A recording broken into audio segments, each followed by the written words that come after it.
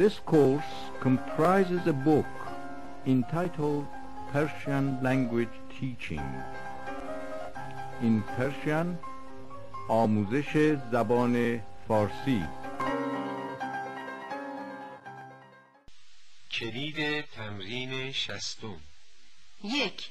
موقع خداحافظی گریه‌اش گرفت. 2. شما معمولاً از چی غصتان میگیرد؟ 3. از رفتار او نسبت به پسرش اصلا خوشم نمی آید.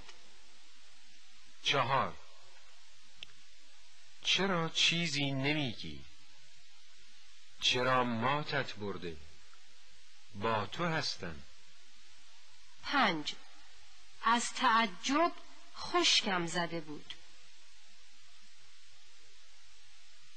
6.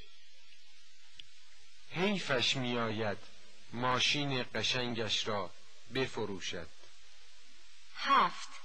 همه کارمندها از رفتار خشن رئیس اداره بدشان آمد. 8. تمام مهمانها از مهمانی دیشب خوششان آمد. 9. باید بدانی که مردم از رفتار خصمانه بدشان می آید.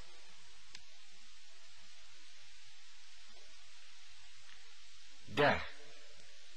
همین مقدار پول بسم است، بیشتر نمیخواهم.